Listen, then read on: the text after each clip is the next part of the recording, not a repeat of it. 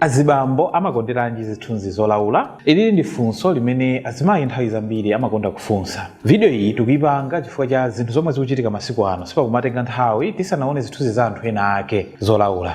Izizi zimakoma makamaka share chifukwa kuti zili kwa anthu ena. Komano zikabwera kwa iwe ndi pamene umaziona kupweteka kwake, komanso mwina zimuchitikire mchemwali wanu kapena wina wake amene ali so close kwa inuyo. Chinthu chimene mukuyenera muchidziwe nchonena kuti maliseche yako munthu iweyo ndi amene umakhala in control. As long as sunamuonese munthu wina komanso sunajambule ndi kupanga share picture yo kwa munthu wina. Komana as long as picture ija ukangopanga share kwa munthu wina wake mmodzi, pene poponso you are no longer in control. Komanso mudziwe kunena kuti zithunzi zolaula zomwe zimapangidwa shares iweyo umatha kudzafa kumene. Komano anthu benu kumazagawana abe chithunzi chako, ena ndikumazabunyulira, ena ndikumapangira zambiri ndi chithunzi chako. Azibambo amakonda zithunzi zolaula ifwa iwo wande cause kwambiri ya zinthu ngati zimenezi. Ifwa nthawi zambiri azibambo ndi amene amayitanisa zithunzi ngati zimenezi kwa azimayi. Mosataya nthawi zifukwa zake ndizokwanira 4. Choyambirira ndi biological factor, chachiwiri ndi psychological factor, cha number 3 ndi social and cultural factor, and then chomalizira ndi relationship related factors. Izizi ndi zinthu 4 zomwe zimapangisa azibambo kuti akhale so addicted ku zithunzi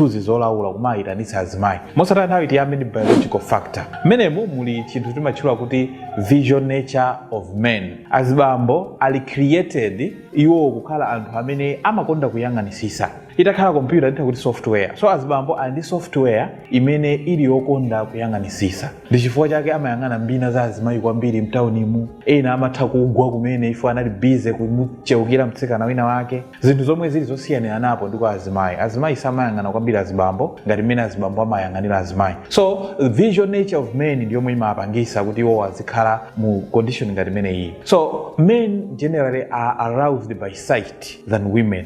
Azibambo kachilako lako kamudyo kina kake kamadzukitsidwa chifukwa cha zimene iwo wakuona. So nthawi zambiri chifukwa chake amayitanisa azimayi tanditumizire zithunzizo. Komanso seeing women's body or photo activates their brain reward system. Azibambo akamayang'ana chithunzi umangochisilira palena amangotenga chithunzi cha munthu wina wake ndikumangochisilira mpaka na zinthu zina zake ndikufika mthupimu zikupanga activate kena kake ku ubongo wa munthu imati reward system. Chinthu cha number 2 mmene mu biological factor ndi chinthu chomwe timachitwa kuti sexual drive and curiosity. Azibambo nthawi zambiri timanena kuti there is increase in sexual curiosity and fantasy. Azibambo nthawi zambiri adika chikhalidwe kamene kakonena kuti amakhala curious kuyang'ana bulawa yanikidwa pa chingwe pamene akudutsa pena pake iwo aja mtima usopeza mpaka na atadziwa kodi munthu wake wachovala chimenechi chacho ndi ndani. So azibambo nthawi zambiri amakhala curious komanso amakhala mka world ka fantasy. Tikudziwa bwino kuti azibambo ali ndi testosterone. Testosterone levels ya azibambo always imakhala ya high than azimayi. So nthawi zambiri amakhala akamaganizira zimene ziyazo amakhala ine fantasy. Ndiye chifukwa chake amayitanitsa zithunzi zimene kwa azikazi awo. Azikazi wakatumizira iwo aja amajoya ndi kuyang'ana zithunzi ngati zimene zijazo. Komanso they are inclined to explore and imagine sexual experiences. Azibambo nthawi zambiri amapanga imagine my experiences ku nkhani za kuchipinda. Tulowe mu chinthu cha number 2 the psychological factors. Azibambo chomwe chimapangitsa kuyitanisa kwambiri zithunzi kapena kukonda zithunzi zolaula the psychological factor. And mmene muli chinthu chomwe timachitchula kuti validation and ego boost. Azibambo nthawi zambiri amaona ngati kuti they will feel desired and powerful akamuuza mzimayi kuti tanditumizire chithunzi chako. Amaona ngati kuti iwo they are in control of that woman. So mzimayi uja akatumiza chithunzi ichi zimapanga confirm kwa iwo kuti ali attractive or ali trusted. Ndi azibambo awanyadira zimenezozo kuti kaigo boost akaigo kawo kamapanga boost through njira ngati zimenezozo. Komanso timati emotional substitution. Mmakhala chinthu chimene azibambo pala azibambo ena amene amapanga struggle kuti apange express timati emotions. And nthawi zambiri amapanga replace zimenezozo ndi emotional connection yomwe with physical or sexual exchanges. Pala azibambo ena owumirapo amene atha kukanika even kumasukira mzimayi ndikumuuza kuti I miss you kapena I care about you. Komano amata malo mwake mukumfunsa kuti tanditumizire zithunzi zako zolaula olo utavula. Azibambo ena kama bwera ndithu kamene kupanga substitute emotionally. Komanso timanena kuti fantasy fulfillment. Azibambo through zithunzi zolaula zija amafira kunena kuti ka fantasy kawo kaja kakaonerisidwa.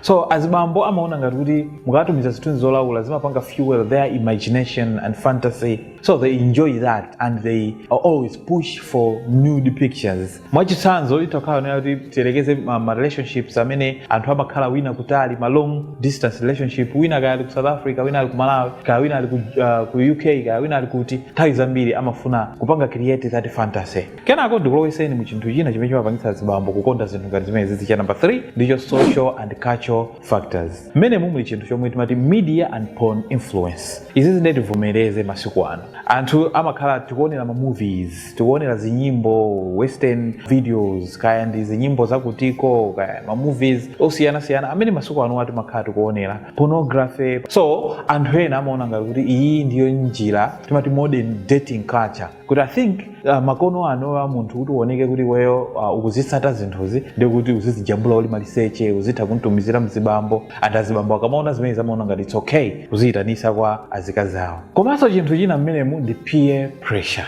Azibambo mmagulu mmene amakhalira amweti ena amachita kusandulitsa kukhala mpikisano ndithu, kaya ndi mmaskulu, ma boarding schools, nanje aja amalowa ndi mafoni mmaschools aja amakhala ndi tizibwezi tikuwatumiza zithunzi zolaula. Wina akufira kuti I think ineyo ndikutsalirana nenso ndimuyitanise wanga kuti anditumizire. So kama sanduka ndithu ka competition komanso status symbol tumaoneka ngati ineyo ndili bo, ineyo ndio zisala ifo kuti ndatumizidwa ngati zimezi. So he goes back and kwapa mpanga pressurize wake kuti nayeso amutumizire. Komanso zikafika zimezi they brag about it. They brag kunena kuti kuisandusa intimacy jayo kuti ingokhala ngati game basi. Tukhala ngati kuti kajuga kenaka kamene akupanga. Komanso mkati mumakhala mali gender conditioning. Azibambo amakonda kuyitanisa zithunzi zolaula kwa azikazi awo chifukwa cha gender conditioning. Society yathu inatiphunzitsa kunena kuti azibambo azooneka ngati ndi amene amapanga pursue komanso kupanga conquer, and azimayi inapanga condition kuti azooneka ngati kuti iwo their role is to protect and preserve. So azibambo nthawi zambiri amafuna aoneke iwowa kuti ndi amene akupanga pursue for things komanso ndi amene akupanga conquer zinthu zina zake. So kuyitanisa zithunzi constantly mompasa pressure mkazi kuti atumizire. Chinthu cha number 4 chomwe chili chomalizira ndi relationship related factors. Azibambo amakonda zithunzi zolaula chifukwa cha factor ngati imeneyi. Mmene mumwe chinthu chomwe timachita lack of trust or true intimacy. Azibambo ena amagwisa ntchito njira yopempha zithunzi zimenezi kuti aone ngati mkazi wawo uja ali loyal kwa iwo kapena ali attracted kwa iwo. Ndiye assuming if a woman truly loves them shall comply. Amaona ngati mzimayi amandikonda ineyo ndiye akuyenera andirani anditumizire zithunzi ngati zimenezonso. Ndiye azimayi amakhala pressure kuti ukapandosa nditumizira ndiye kuti sumandikonda, ndiye kuti sumandimisa ndi zina zambiri. Ndiye nthawi zambiri zimangoonesa security not love, and izizi zomwe zimapangitsa azibambo kuti alandire and azimayi akakamizike kuti atumize. Komanso muli chinthu chomwe timachita kuti desire for possession or control. Azibambo ena amaona ngati amakhala ndi sense of ownership over the partner's bodies and use pictures as proof of that control. Azibambo amaona ngati iyi ndi njira yokhalira in control ya thupi la mkazi wawoyo. So palibe choice or mzimayi sakuyenera kuti akanize in any way. Zimene nthawi zambiri zimaonesa kuti it's unhealthy behavior komanso it disrespectful. Komanso chinthu china chimakhala timati distance and longing. Azibambo nthawi zambiri amaona ngati poti mkaziyo ndiwanga ndiye akuyenera nditumizire basi zinthu ngazimezi. And makamaka ndi njira imene tayinena ichi chifukwa chokuti asowana kwambiri or mwina atenga nthawi osaonana ndiye they feel kuti ndifile close kwa iweyo kuyenera unditumizire zinthu ngati zimenezozo. Ndiye video ina imene ibwere pambuyo pa izi ikhala yokambano chifukwa chiyani azimayi amatumizabe zithunzi ngati zimenezi kwa azibambo. Tisayiwale kunena kuti chithunzi kapena kuti ma research a munthu wake wenda amene umakhala in control. Komano the moment ukangomuonetsa munthu wina kapena kujambula chithunzi ndi kupanga share ndi munthu wina basi control yako imakhala kuti yaluzika. If you find this video helpful, please like it and share, and don't forget to follow our page for similar videos. Thank you very much for watching and see you in the next one.